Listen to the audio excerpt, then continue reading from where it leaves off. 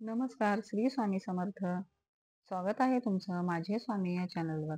तर आज आहे स्वामींचा प्रकट दिन. आपण इतक्या दिवसांनी ज्या दिवसाची आतुरतेने वाट बघत होतो, तो दिवस शेवटी आज उगवला आहे. आज स्वामींचा प्रकट दिन आहे. तर आज खरंच खूप आनंद होतोय, की आज आपल्या पारायणाचा शेवटचा दिवस आहे आणि स्वामींचा प्रकट दिन आहे. आज खूपच आनंद वाटतोय. स्वामी खरंच भक्तांची खूप परीक्षा घेतात आणि आज तर स्वामींनी माझी भरपूर परीक्षा घेतलेली आहे. सकाळी मी रोज 5ला उठते, तर मी काल सगळं नियोजन ठरवून झोपले होते, की कालच्या पेक्षा पण म्हणजे रोजच्या पेक्षा पण आपल्याला लवकर उठायचं आणि सगळं लवकर आवरून घ्यायचं आहे म्हणून. सकाळी मला ना लवकर जागच आली नाही. अक्षरशः मी सकाळी 7:30ला उठले. त्यामुळं माझं सगळं नियोजन विस्कळीत झालं. तर मी सकाळी 7:30ला उठले आणि एवढी गडबड व्हायला लागली मला, की काही विचारू नका. आणि त्यात मुलगीचे पिरियड्स हे 4 दिवसानंतर येणार होते. तर ते 4 दिवसा अगोदरच सकाळी आले. तर त्यामुळं मला मदतीला पण कोणी नव्हतं. त्यामुळं मला खूपच म्हणजे एवढं मला टेन्शन आलं होतं, की कसं होणार? काय होणार? सगळं व्यवस्थित होणार ना? सगळं आपण जसं नियोजन केले त्या पद्धतीनं होणार ना? मला खूप म्हणजे खूप टेन्शन आलं होतं. आणि त्यामुळे मला त्या धावपळीत माझं डोकं दुखायला लागलं. काल पण माझं डोकं दुखत होतं.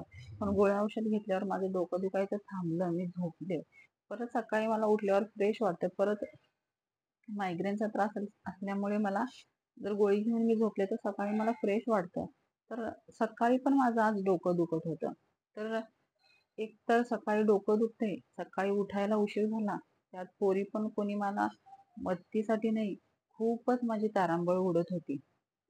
तर अशात मी कसंबसं करून मला पाणी म्हणजे न गळा एवढा माझा सुकत होता, की मला पाणी प्यायला सुद्धा वेळ मिळत नव्हता, की काहीतरी राहून जाईल, काहीतरी आपण विसरून जाऊ किंवा उशीर होईल आपल्याला, असं मला वाटत होतं. पण काही नाही, सगळं स्वामींनी व्यवस्थित करवून घेतलं.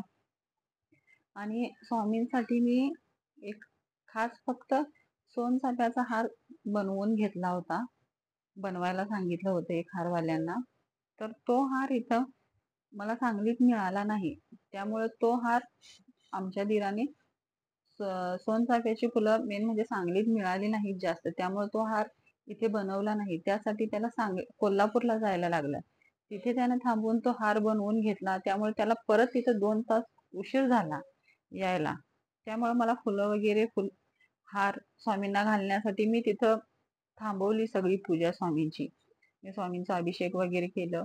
घर सगळं स्वच्छ करून, उंबऱ्याचं लेपन वगैरे करून, तुळशीची पूजा वगैरे सगळं आवरून मी पारायणाला बसले. फुलं हार नाहीत म्हटल्यावर त्यासाठी 2 तास थांबण्याऐवजी मी म्हटलं पारायण करून घेऊया अगोदर आणि हार आल्यावर मग आपण हार फुलं घालूया. तर मी पारायणाला बसले. तर पारायणाला बसताना ना, ग्रंथ वाचताना तर एक स्वामी हे हां, बरोबर. स्वामीसुत महाराजांचा एक अध्याय आहे बघा. 19वा नाही 16वा किंवा 17वा स्वामीसुत महाराजांचा अध्याय. तो अध्याय वाचताना ना स्वामीसुत महाराजांचा मला एक सोनचाफ्याच्या फुलांचा असा वास एकदम आल्यासारखा वाटला आणि मी जी लावलेली होती अगरबत्ती त्याचा वास तसा नव्हता. मी म्हटलं असा कसा वास येतोय? खाली म्हणजे आम्ही वरती राहतोय, माझी जाऊ खाली राहते. तर मला वाटलं की तिने खाली अगरबत्ती वगैरे काहीतरी लावली असेल, त्याचा वास येत असेल. तर मी आणि विचार केला की म्हणजे एवढ्या वरती आणि एकदम कोपऱ्यात, ईशान्य कोपऱ्यात माझं देवघर आहे. तर एवढ्या कोपऱ्यात खालून वास एवढा कसा काय येतोय? तर थोड्या वेळासाठी मला त्या चाफ्याचा फुलांचा वास आला. थोड्या वेळाने मला हिनात्तराचा वास आला. तेव्हा मी पटकन ओळखलं की नाही, स्वामी हजर झालेले आहेत आपल्या समोर. त्यामुळे आपल्याला हा त्यांचा सगळा सुवास सगळीकडे दरवळतोय हे त्यावेळी मला अनुभवलं मी ते. कारण की माझ्याकडे जी अगरबत्ती होती त्याचा वास पूर्णपणे, मला जो वास येत होता त्यापेक्षा पूर्णपणे त्या अगरबत्तीचा वास वेगळाच होता. तर तेव्हा मी पटकन ओळखलं की नाही, स्वामीच आलेले आहेत. त्यामुळे असा वास आपल्या घरात घुमतोय.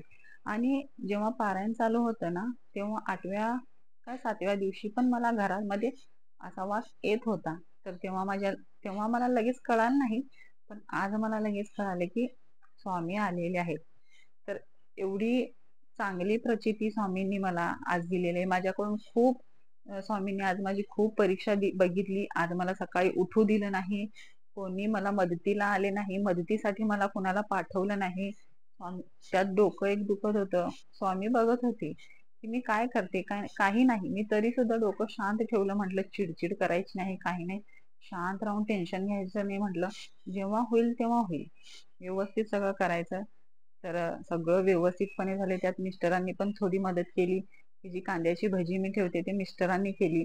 आज स्वामींना मिस्टरांच्या हातून कांद्याची भजी खायची असेल, त्यामुळे स्वामींनी मिस्टरांच्या डोक्यात घातलं असेल की तू आज कांद्याची भजी बनव. तर मिस्टरांनी थोडीफार मला मदत केली.